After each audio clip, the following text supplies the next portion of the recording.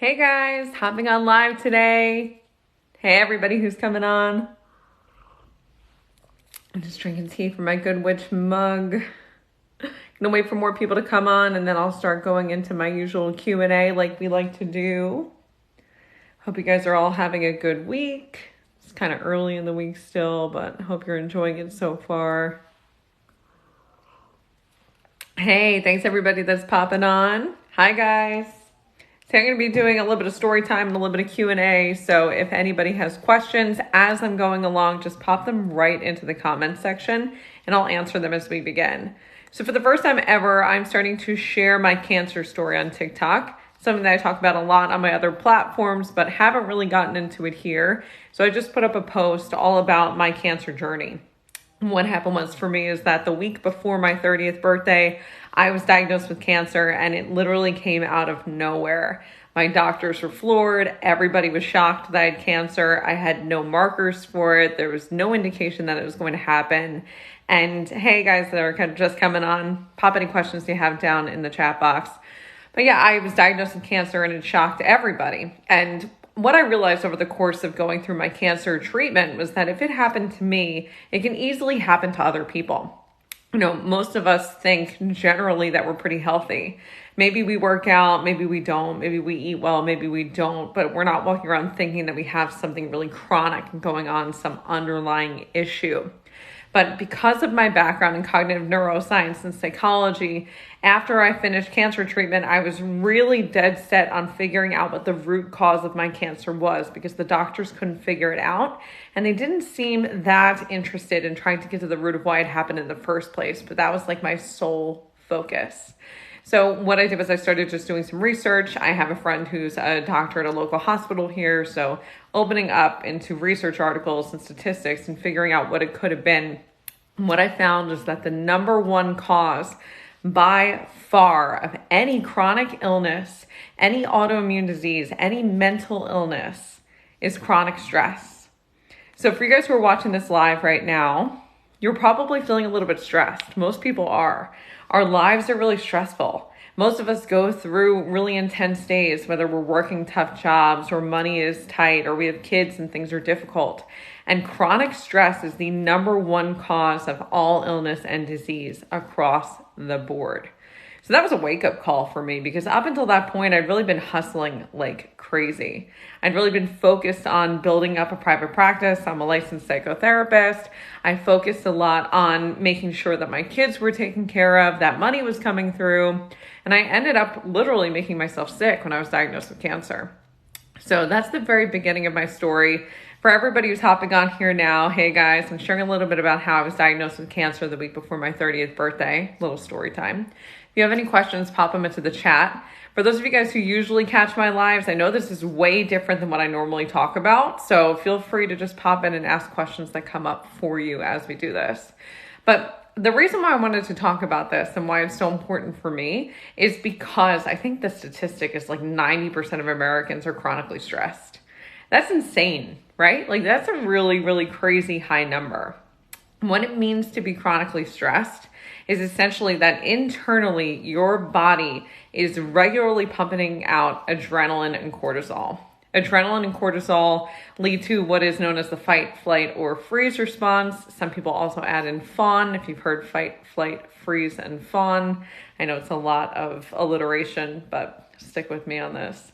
Essentially, we're constantly living in a state of chronic fear internally when we have deadlines to hit, when we have paychecks that are running low, when we're feeling like we're not worthy and we're not good enough. And what's happening internally is essentially chaos. It's like our entire body is just freaking out all the time. This causes us to have trouble sleeping. It messes with our digestion. It messes with our sex lives and our sex drive. It really interrupts a lot of our cognitive functions, like our ability to think through things. And emotionally, it makes us a little bit of a wreck, right? When we're living in that constant state of stress, our body is always on high alert, which means that it's not spending a whole lot of time focused on healing and allowing the body to relax and to calm. So for me, when I figured out that chronic stress was most likely the reason why I was diagnosed with cancer, especially so young, I sought to really figure out how to change that within myself. I knew that I'd been running into that like crazy. I'd been so stressed out for a very long time. And that was how I stumbled upon shadow work. For those of you guys who are completely new to my world and have never hopped on one of my lives before and you've never heard about shadow work is the process of going into the unconscious mind. There's layers to our consciousness. So think about it almost like an iceberg, right? Like the stuff above the water, the top of the iceberg is your consciousness.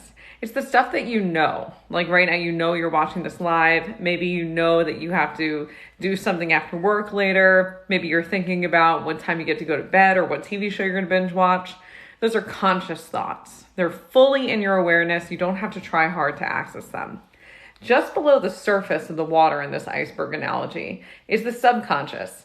This is the stuff that if you were like on a boat and passing an iceberg, you can like look over the railing and see this piece of the iceberg underneath the water. It's a little murky. It's kind of warped because the ocean is messing with the way that it looks, but it's there. It's present. Our subconscious is the stuff that we know is there, but we don't access regularly, and maybe we don't have a strong connection with. This is where a lot of our habits come from. A lot of our habits come from the stuff that we do regularly. Like if I know that I get up and go to work every morning, my brain can kind of take me there without me having to pay attention. Like I essentially go into autopilot. This is also where some of our personality is formed, because when you are doing something over and over and over again, it becomes the norm. It's below the surface. So like, let's just say you go into therapy, you're dealing mostly with the subconscious. You're dealing with the stuff that's like just underneath the surface. Then we have the stuff that's like way down below in the depths. Like the stuff that's like so far down underneath the water in this iceberg analogy that you can't even see it. This is your unconscious mind. And the unconscious houses most of your brain's capacity. It's the things you don't know about yourself, the unclaimed parts of who you are. When we experience things that are heavy emotionally, or our brain doesn't really know how to sort them, or maybe they're even traumatic, they all get stored in the unconscious mind. And so with shadow work, what we want to do is we want to go into that unconscious and bring that stuff up to the surface to deal with it. This sounds crazy in a lot of ways. And when I first got into shadow work after my cancer diagnosis, I thought it was crazy. I studied Carl Jung in school. I went to school for cognitive neuroscience and psychology. And so it just seemed wild. Someone asked the question of how, so let me get into that. Our brains are constantly in different brain wave patterns. So sometimes when our brains are really active, like they are right now, the brainwave patterns are really tight and coiled and well connected, kind of dense. When that's happening, we're really active. We're in a conscious state. When we're in an unconscious state, what happens is our brainwaves kind of space themselves out. Long waves, almost like if you took a string and you like pulled it a little bit more taut, there's still that wave to it, but just a lot more flowy. We are in this state actually more often than you think. Every time you daydream in the middle of the day, or when you're drifting off to sleep, or if you have a meditation practice, you're accessing this theta brainwave state. And that's the state that you need to be in to access the unconscious mind. All that stuff that's buried way, way, way below the surface. And it's kind of wild how easy it is to get there when no one actually teaches you how to do this. We hear all the time that you're supposed to meditate, right? Like, I don't know about you guys, but it's like always the go-to thing. And there's apps like Headspace and Calm, where it's like, yeah, just meditate, no big deal. But no one really teaches you how to do it. It's not something that you're learning in school. It's not something that a lot of parents teach us. But it's extremely important because when we do, the stuff that's buried below, deep in that unconscious mind, is really readily accessible. It starts to bubble up. And this is the reason why when a lot of you meditate or when your mind gets quiet, thoughts will just kind of pop in, right? Like things will just come through. Someone just said medication. Oh my gosh, meditation is difficult because of ADHD. Yeah, that's not atypical. I think actually most people nowadays have some level of that attention deficit issues because Everything is given to us in 30-second intervals. Like everything's really quick. Even on TikTok, it's like, here's a quick video and see you later. My brother, who's 21, recently admitted to me that if there is a TikTok that's more than like 8 seconds long, he's just scrolling past it because he's not paying attention. We are all in that state all the time, which means that our brains are just like crazy active and always going. There's no time for us to just stop and sit with the unconscious. But the unconscious is where most of the good stuff is. All the stuff that makes us who we are. And the stuff that actually impacts your personality and alters how you see the world. So let me just go in and answer some of these questions because they're coming through. So let's see. How long must one meditate to get to the point where you can reach shadow work? So to get to the unconscious mind, it doesn't really take that long. All you have to do is get into that theta brainwave state that I was telling you about. When you meditate regularly, like if you're doing it all the time, it could literally take seconds to access that state. Like literally within a minute, you're there. In the beginning, when it's really new for you and it's hard to get into that really calm, relaxed state, it can take a lot longer. It's definitely one of those things that requires some practice. But if you're someone who maybe has ADHD, like somebody else mentioned that they have, or there's someone who, has a hard time just letting their brain go off, something I recommend is to do what's called fire scrying. Essentially what you're going to do is you're going to take a candle, any candle, literally doesn't matter, and you're going to light a flame. You can also do this with a fireplace if you have one and it's cold, just whatever feels right. What you're going to do is with your eyes open, you are just going to stare at that flame and do nothing else. If thoughts pop up into your mind, you're just going to let them come and you're just going to stare at the flame. And when you do, your whole body is going to relax. You're going to switch into that rest and digest state. Your brain waves are going to space themselves out to achieve that theta brainwave state, and you're just going to be there really easily. It is a perfect segue in. It's so easy to do. Start with just a couple minutes a day, 2 minutes, maybe 5 minutes. And when you get really good at that, 10 minutes. And then when you get good at that, stop using the candle. Just let yourself meditate. Like just let yourself go quiet. Don't worry about the fact that thoughts pop up. It's not a big deal. It's meant to happen. That's like the whole point of meditation. We're given this idea that meditation is all about just letting your mind go quiet and not having any thoughts, but that's insane. Nobody has that happen. Those thoughts are coming up for a reason. Let them come. But what I think about when I meditate is just kind of acknowledging them and letting them go. Allow the thoughts to come up when you meditate, and it's almost like, okay, good to know, and you just let it pass. Okay, so next question. Do we literally just say out loud a chant of some sort welcoming it in?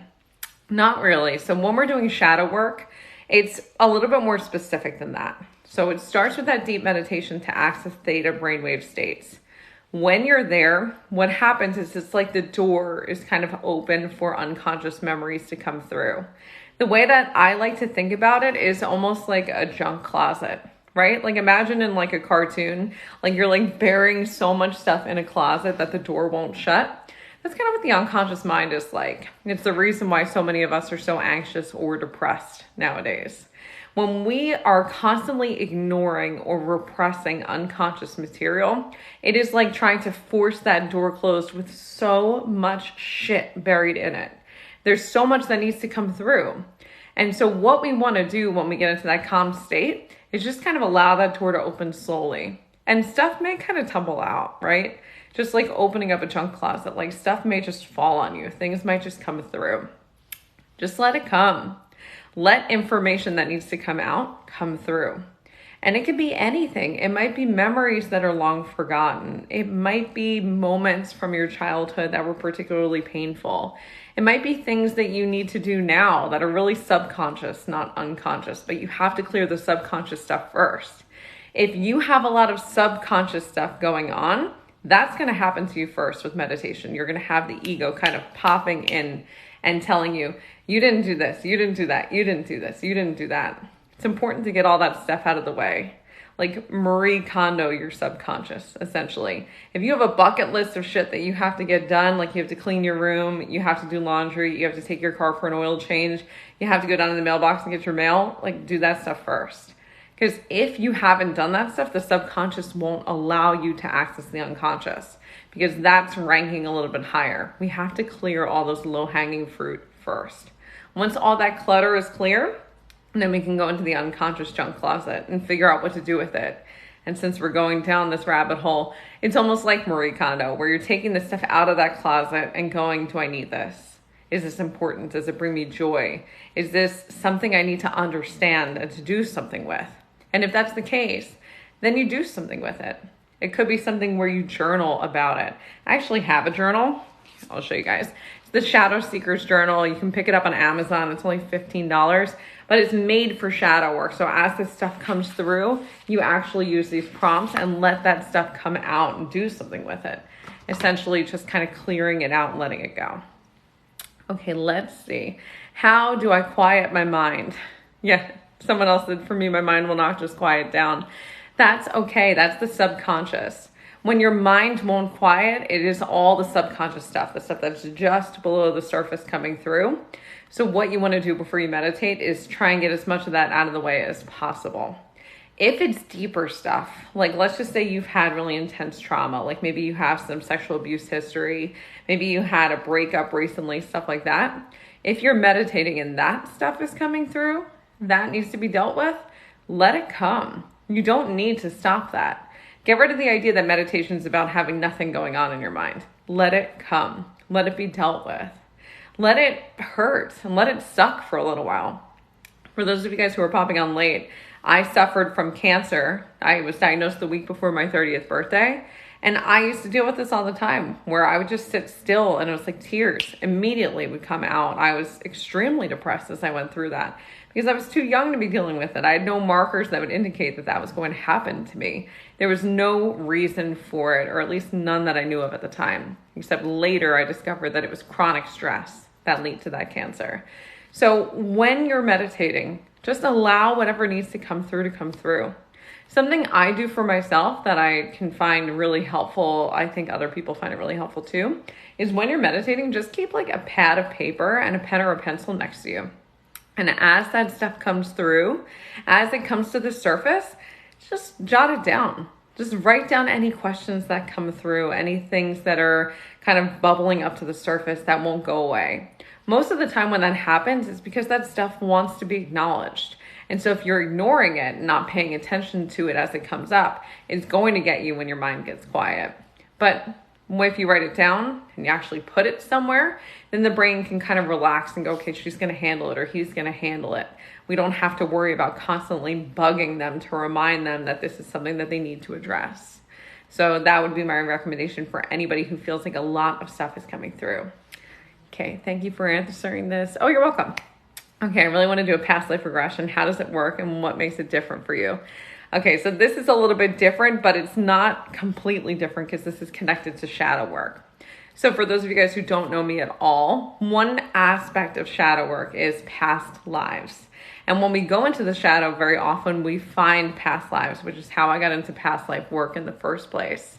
Past lives are really easy to connect with because they're just a memory. Your brain doesn't forget it. It just hides it deep within that unconscious.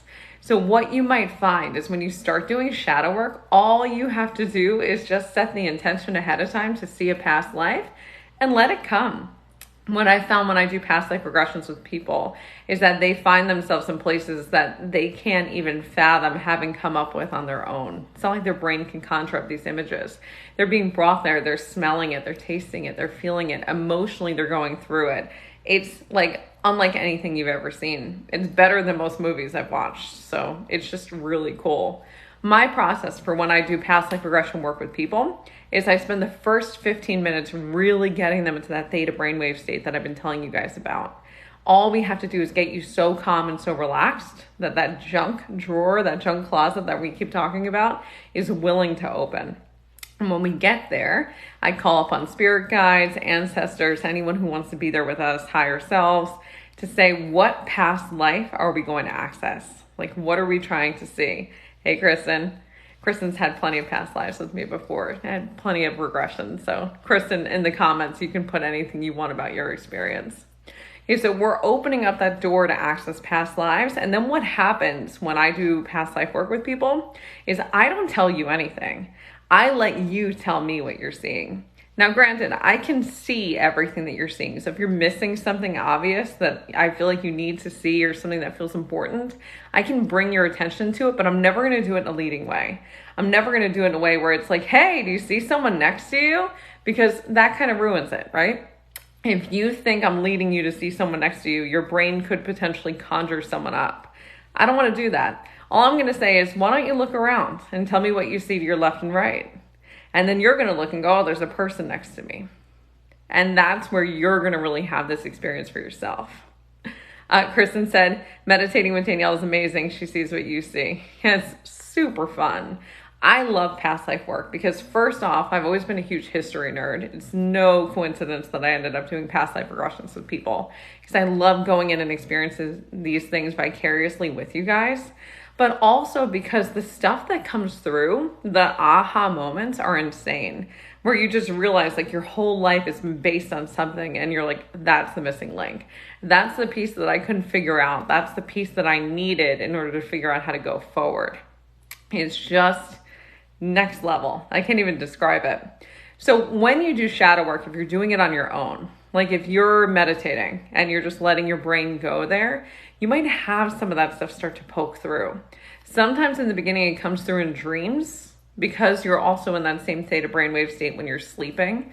So it might come through in your dreams where you're like dreaming about a place where there's cobblestone and you're in some like kind of weird outfit that's all tattered and gross. And you're walking around a back alley and then you have this intense feeling of fear and then you wake up all of a sudden. That happens and that's okay. Write that stuff down. That same notepad that I was saying keep next to you while you meditate, go out and buy a cheap notebook and just carry it with you when you're doing this kind of stuff and start to document it. Start to really see what is coming out of the unconscious, what needs to show itself to you. And then you're going to start to see patterns, things that are coming up continuously. When I mentioned that version of like seeing the cobblestone streets and rounding the corner and feeling fear, I'm actually thinking about a past life regression that I did for someone that with her permission, she allows me to share, where she right now is like a really prominent business owner. She owns a flotation center in Philadelphia. She's actually one of my friends. And when we started working together, she'd mentioned to me before that she really feels unattached to people. She feels like people are going to leave her. Her childhood was one where her family was kind of crazy and chaotic. Her brother was always off doing his own thing. And she just always felt this intense disconnect from other people. And this survival mode would kick in where she would just feel like she just needed to take care of herself. And so when we did her past life regression, which for the record, she was a huge skeptic before we did this, we dropped into what looked like cobblestone streets, little village, little town. And she was walking around a corner. She noticed her clothing was gross and disgusting and tattered. Her shoes, the soles were like non-existent. Like she wore them down to the point where there was like holes in the bottom of her shoes. She rounded a corner. She saw the end of an alleyway and it was almost like an alcove there with all of her stuff. And she realized that she was homeless. And when she was there, she just burst into tears because she remembered. And everything came flooding back. Memories of being a prostitute, of being homeless, of feeling like she couldn't rely on anyone, of having a chaotic family in that lifetime. And now in this lifetime, her entire MO is all about being taken care of for herself. She doesn't trust anyone else to do this. So she opened this business. She kills herself working to make sure that everything goes well and that she never has to worry about putting food on her plate or having a roof over her head. It's like that moment shaped her. She has no reason in this current life to ever worry about money because her business does really well. And yet, before she did shadow work, she had this nagging fear that things just weren't going to go well, that there was going to be some event that was going to cause it all to fall apart. And that is a past life memory coming through. And so until we do past life work, we can't really make those connections. Until we do shadow work, we can't see the thread of how this is impacting you now. It's the reason why this stuff is so incredibly important. And that was something that I learned on my own cancer journey. Kristen said, finding out about your past lives help with current life traumas. It does. So we started off this live today with me talking about my cancer journey. And the reason why that was really important for me to kick off with today, which I just put up a post about, is because when I started my cancer journey, I was extremely stressed out. And I'd been traumatized multiple times in this life. I didn't realize the connection between all these events. I just thought it was one of those things where all I have to do is put my head down, put one foot in front of the other, and just keep moving, and that stuff would go away. But it didn't go away. What happened was I was repressing it. When we repress, what happens is the brain, which is constantly trying to sort information, literally from the time you are in the womb, your brain is sorting information because it's just how the brain is wired. For instance, if you were to see something at let's say 3 years old, that's pink, your brain immediately tries to sort it. Is this a girl thing or is this a boy thing? Now, granted, we're not born thinking that is a girl color. In fact, up until the 1940s, pink was a boy's color and blue was a girl's color.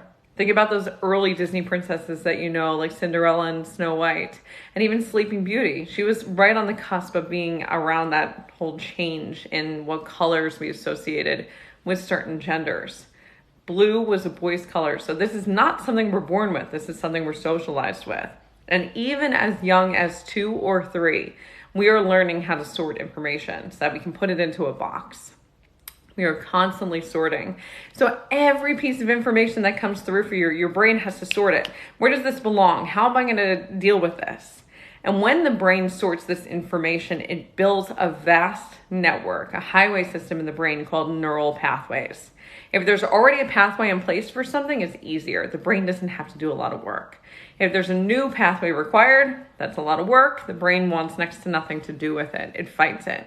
It's the reason why new habits are hard and old ones are easy, and why it's so hard to break away from the things that we've always done.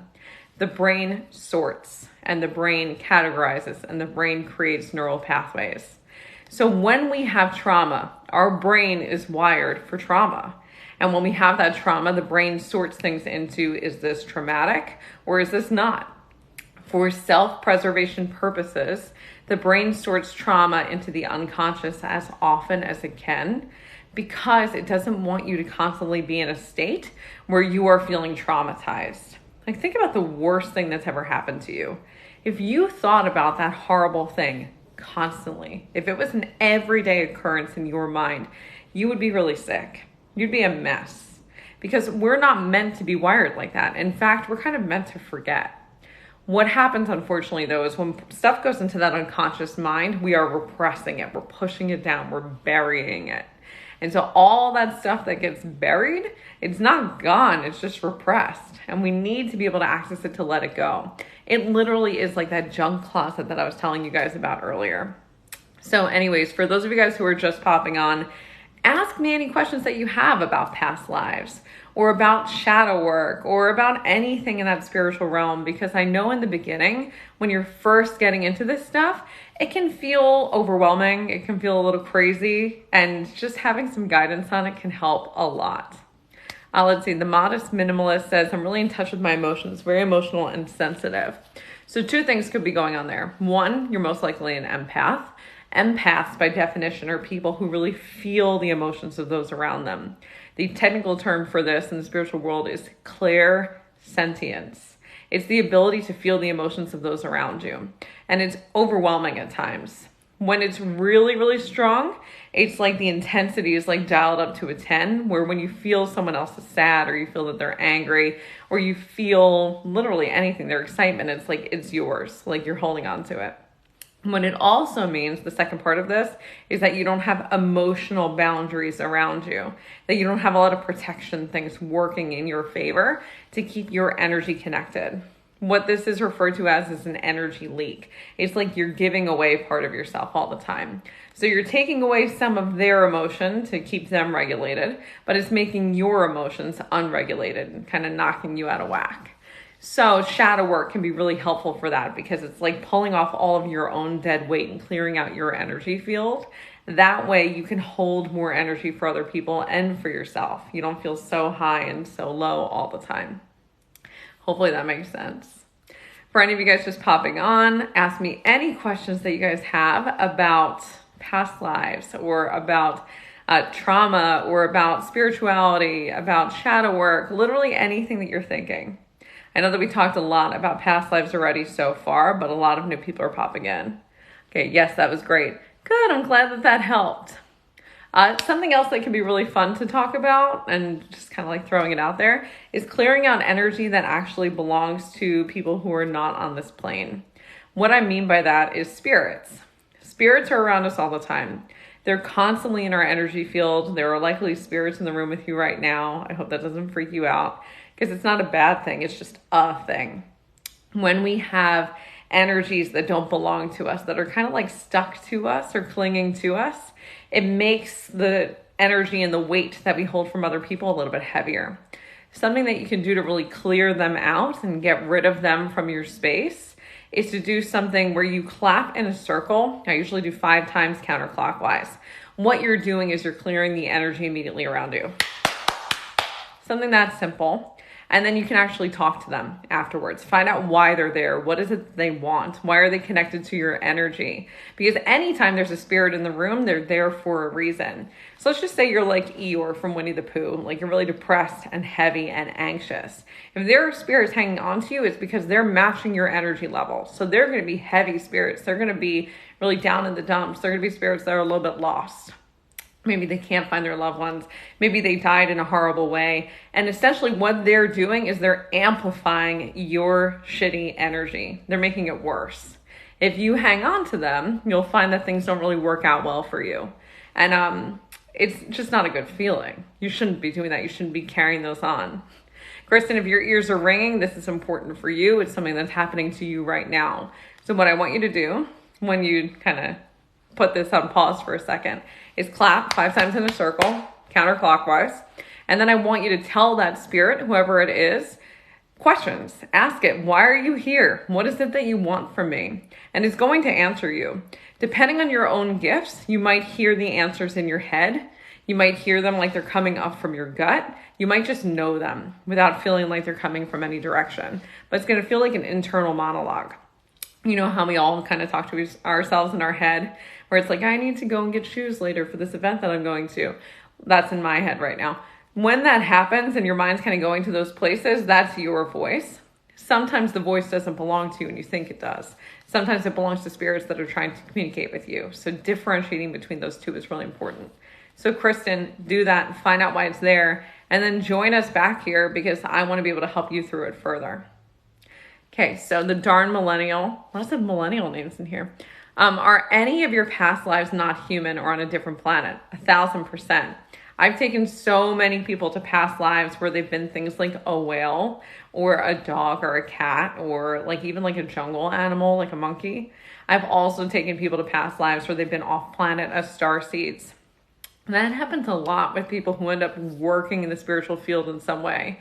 People who are tarot card readers, people who are, shadow workers or light workers, like they're Kundalini yoga practitioners. It happens all the time. When we go there, it'll be exactly the same thing as doing any other past life regression. But when you end up in that past life, it's going to look weird. Like, for instance, I've had people kind of step out into their past life and they're like, okay, I'm in water and it makes no sense. And I see like a beach, like my ankles are kind of like ankle deep in it and everything's purple and it doesn't make any sense. That would be a starseed past life. It happens all the time. If you think that you might be a starseed or you think you might have had a past life as an animal, that gut feeling that it's true is probably indication enough that it is. But if you want to see it more, you can start accessing the unconscious mind pretty easily by meditating. Meditate every day. Keep that journal with you. Get my Shadow Seekers journal off Amazon and start really figuring out like where you're from and why you're here, because there's always a reason. Yeah, it's really cool. I've always fallen asleep when trying to meditate. That is actually a really common trauma response. So here's the lowdown on this, and this is something I talked about in posts before. When we fall asleep when we're trying to meditate, that is like the body trying to get you away from doing it. Imagine that proverbial junk closet with all of your unconscious stuff, like ready to break free. And your body is like, no, like we literally can't even, like we cannot do this. What'll happen is it'll trigger you into falling asleep. It'll stop you from being able to access the unconscious out of fear that you could potentially traumatize yourself a little bit more. We do not want you to do that. So if that's something that's happening for you, you should probably work with a shadow worker the first time you access this information, because they can keep you awake, make sure that you're being held really safely, watch out for all the trauma indicators. Like when I do trauma work with people, when we're doing shadow work and stuff, I'm monitoring every piece of their body and their emotions. I'm looking for changes in their breath. I'm looking for that little telltale, like the anxiety making your shoulders claw their way up to your ears. I'm looking for you to start to shake. I'm paying attention to all these different things, because if I see your body going into a trauma state, I know that it's something that's going to be heavier, and I can monitor that or help guide you away from it towards something that maybe is a little bit of a lower hanging fruit, something that's easier for you to process the first time around. So hopefully that explains that well. Have you written a book about all this? So I haven't made the announcement publicly, so you guys will be some of the first people to know. I've been offered a book deal to write a book on shadow work. It's going to come out fall of 2022, so all of this will be written down. I can't wait to share it with every single one of you. It's going to be a how-to on shadow work, plus lots of personal stories about my journey, cancer, trauma, all that kind of stuff that are really going to just help you understand how to get through it. I'm so excited. Okay, so let's see. You're amazing. Your whole aura is great. Thank you. I appreciate that. And thank you for everybody who's congratulating me. This is a big, big thing for me. You know, when I went through trauma with I've had 2 sexual traumas. I've had a lot of trauma around childbirth, and then I had cancer. And with all those traumas and the others that I've incurred, I just kind of felt at the time that it was happening that if there was a greater purpose for it, that it would be okay. That it wasn't like I was just going through something awful. And so being able to take all that heaviness and channel it into some serious healing for hundreds or thousands of other people is everything that I've ever wanted to do with my life. The Shadow Seekers Journal sells thousands of copies on Amazon. And now this book is going to be even bigger because we have a publishing house behind us who's going to be putting it out there and sharing it with the world. So I can't wait. It just feels like the perfect segue into this work.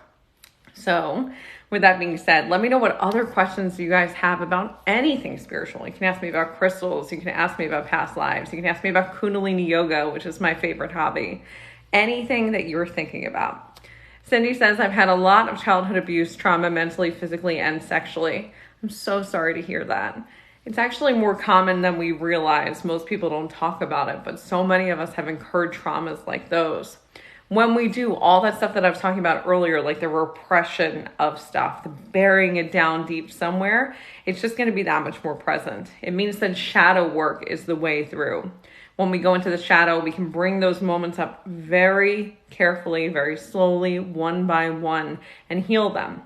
What I mean by healing them is we want to take those neural pathways I was talking about earlier, those highways in the brain, and we want to rewire them. And when we rewire those, we're rewiring them in such a way that they're communicating differently to the body, which means that the body is going to respond differently to them as well.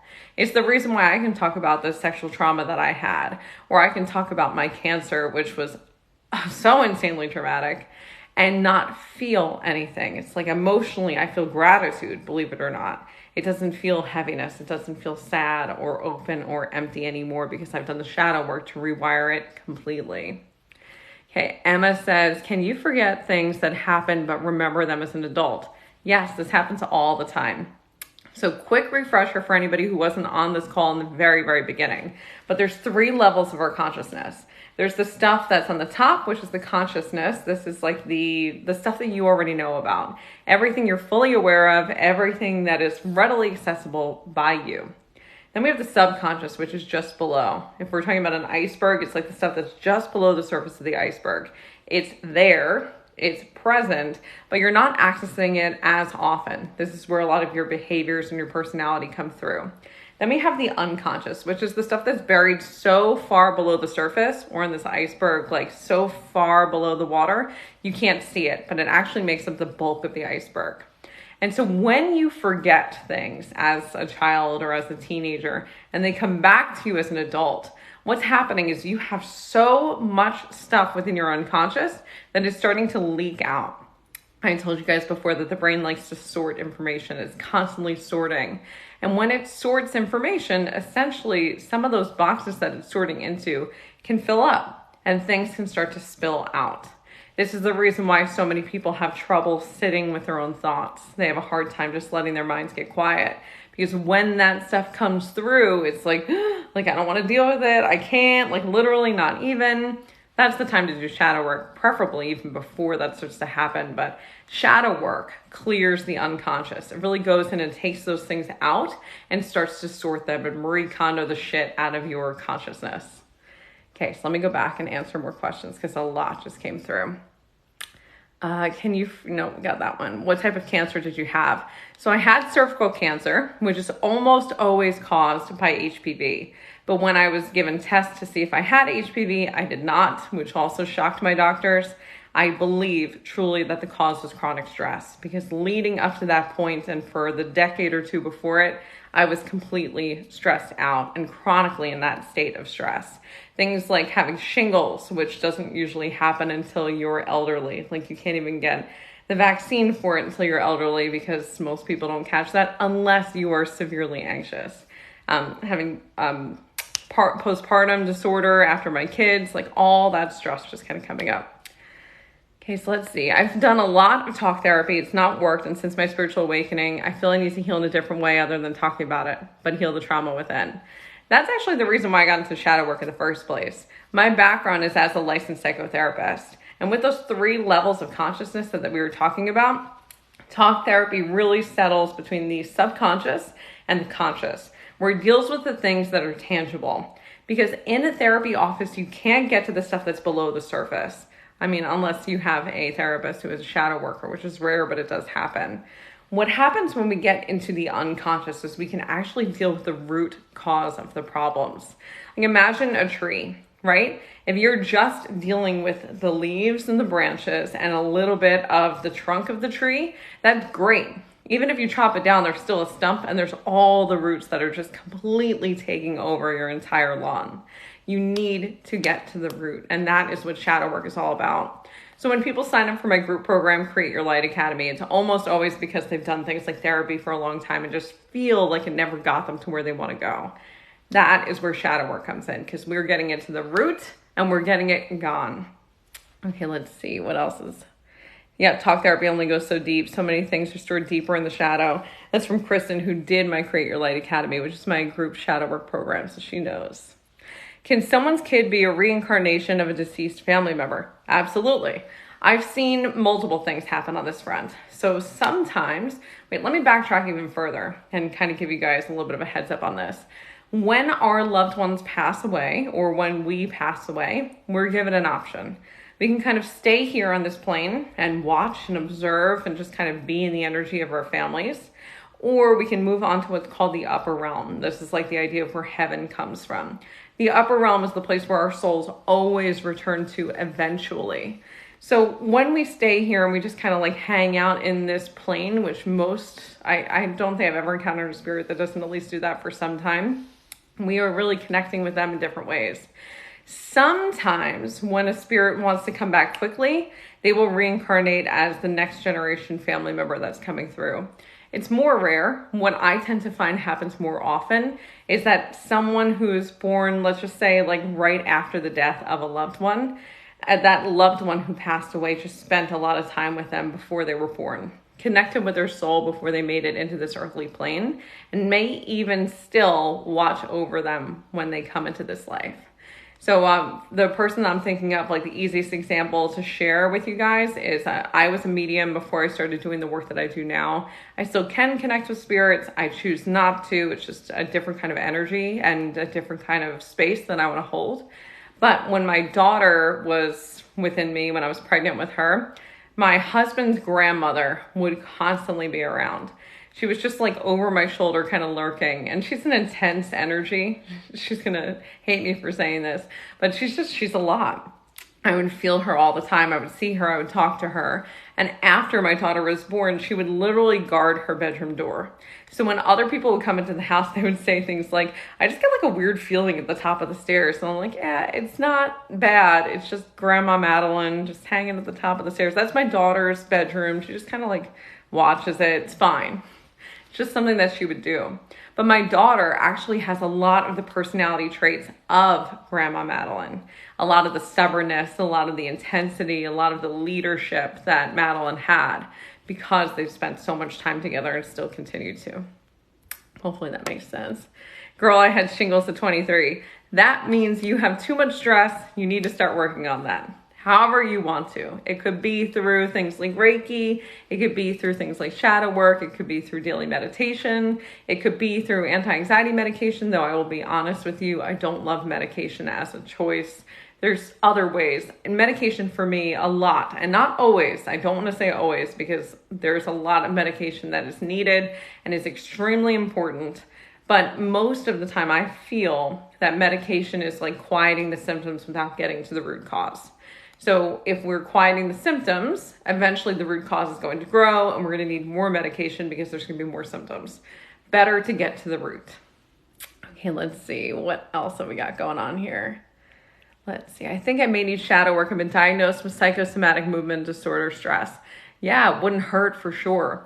When you have those psychosomatic movements, it can feel really overwhelming. Shadow work can help you get to the root of why that's happening and reprogram both the brain and the body.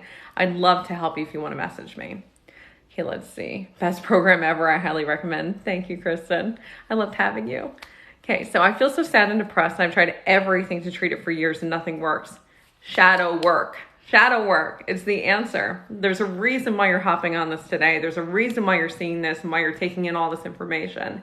However you need to do it with whoever you need to do it with, shadow work is exactly what you've been looking for. I had someone who was in the last round of my Create Your Light Academy, and when she signed up, she literally said to me, this is my last effort. Like, if this doesn't work, I'm over it. I've been in and out of rehabs. I've been in and out of therapist offices. I've been on every medication under the sun. I can't do this anymore. This is my last shot. And now she has completely turned her life around. In the 2 months that we practice shadow work, she is, oh my God, like she's just like a different person. I get goosebumps thinking about it. Her aura is totally different. Her relationship with her son and with her mom is completely different, with partners, with herself. She is happier than she's ever been. And now she kind of shouts on the rooftops about Create Your Light Academy and shadow work as a whole. That's the power of it. It can feel overwhelming when you feel like you've done everything and like, I don't want to try one more thing. Don't wait. Let yourself do this. Let yourself go there. It's going to be hard. I'm not going to lie to you, but it's going to be worth it. Jackie says, how can I work with you one-to-one? I don't do shadow work one-to-one anymore. There's a few reasons for that, but the main one, the most important one for me, is that shadow work is way more powerful with a group than it is one-to-one. And here's why. When you're doing shadow work with a group of people, almost always you're going to feel big shifts way sooner because you're going to have the connection of all these other people who are going to bring you in deeper. I don't know how to explain that based on anything other than energy. Like when everyone is doing this together, your collective energy just takes you deeper than you would if you were one-to-one. Plus, when you come out of it, we talk about the experience and share, and you'll find out that you've had past lives or connected to in this life in some way, the people in the group. They're going to cause certain trains of thought and aha moments that you wouldn't have otherwise. I only do group shadow work because I feel like it's the only way that it should be done. Okay, let's see. I feel like I have a lot locked up inside and I went through a lot of childhood abuse. I'm so sorry to hear about the abuse that you suffered. Super hard. When you go through abuse and you have all that, it's like buried within your system, like your body remembers it. Your body remembers what it feels like to go through trauma. It doesn't forget. There's a book, Bessel van der Kolk, The Body Keeps the Score. I don't like him that much, I'm going to be honest, but the book is really good because it talks about how the body responds to trauma, how it kind of holds it. Some people have even said that the body is sort of like the unconscious mind because it doesn't forget. It's like all the stuff that you've repressed and buried away, it's just buried here. So here's an example of that, right? When I had cancer, I went through quite a few surgeries, and the last one was a hysterectomy. Got to keep my ovaries, but everything else came out. And obviously I was asleep for that surgery. It's a major surgery. But anytime I would see a knife, it didn't matter if it was a butter knife, a plastic knife, my body, from that part of my body, like around that sacral area where my stomach is, and up would just go into full meltdown, like chills. I would get cold. I would start to sweat. panic breathing, because my body remembered what it felt like to be cut, even if I was asleep. I didn't have to be conscious for it. I didn't have to be awake. The body did not forget. So when you have child abuse, when you have those things that happen to you, sexual abuse as a teenager, bad relationships and breakups, remembering your parents fighting and you had a big reaction to it, that doesn't go away until you do your shadow work, because you really need to reprogram the brain and the body around those things. Do you know anyone in this life that you knew in a past life? Oh my gosh, yeah. So I find that a lot of the people who join Create Your Light Academy, I've had past lives with. There's one instance in particular that just makes me crack up, where I've been doing past life work for years on myself, just to kind of see where I've been and what I've done and how it impacts me now. And honestly, it's really fun. But I had this one past life in particular that was really important, where I was like a part of a group of people who made decisions that caused the fall of society. And I had that, I remembered everything, I saw it. And then 2 weeks later, I had a past life regression session with someone who's like a really prominent coach in the coaching world. She's got thousands of people who follow her, millions of dollars a year. She did the session and she was one of the people in that group as well. I told you guys earlier that I can see what you see as we go through it. So the second we dropped in, internally, I was like laughing and kind of dying a little bit. I thought it was so cool. But I didn't want her to know that because I didn't want to influence anything about what she went through. So when she came out of it, we talked about it and she asked me to fill in the blanks of anything she might have been missing. And since we've done a bunch more sessions to see other pieces of it together. When we have people who are important to us in our lives, like significant others, children, parents, in-laws, cousins, best friends, they've likely been in a past life with us before. We travel in pods. Our souls travel in pods. So if you're doing past life work and there's someone who's really connected to you now, you've likely been with them before. There's a reason your soul feels connected to them and wants to be around them now. It's familiar. It feels like home. So on that note, I'm going to end this for today because I am exhausted. My tea is definitely going to be lukewarm now, so let me go finish this.